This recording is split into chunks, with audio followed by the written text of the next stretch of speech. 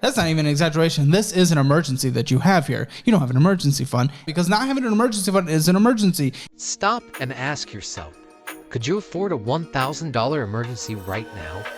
If you answered no, you're not alone.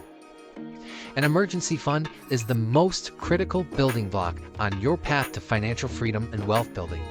But sadly, it's commonly overlooked. 57% of Americans can't come up with $1,000 in an emergency. That's right. More than half of Americans can't come up with $1,000 in an emergency situation. This is just the first step. Making simple spending cuts today could get you ahead of the pack and on your way to financial freedom. And it all starts with baby step one, having this foundation, saving $1,000 for a starter emergency fund. Start by cutting out the things you don't need, the wasteful spending, the swiping every day. That's right. So we're getting Chick-fil-A and coffee, some merch in Amazon, and selling out money. Chick-fil-A. Ooh, we love that chicken. Cutting this crap spending will free up additional money to go to your $1,000 financial milestone. And then you have a 1 month savings fund.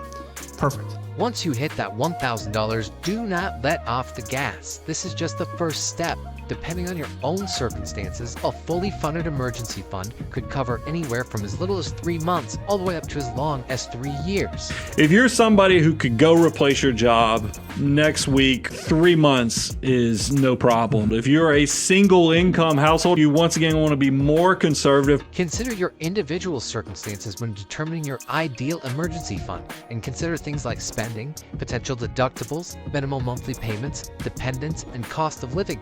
Once you have your target in mind, keep pushing. If you could make it to that first 1,000, you could just as easily make it to the second 1,000 and every 1,000 after that. So the idea of baby step one is not to have a mathematical number that covers your emergencies. It's to light a fire under you. That's right. Now that the fire is burning and your goal is set, it's time to push towards your target emergency savings. Listen to the experts. Get that emergency fund started now so unexpected expenses don't derail you from your larger financial goals.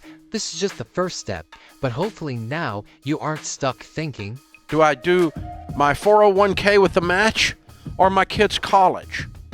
Or do I have an emergency fund? Or do I pay on this 18% credit card debt? Or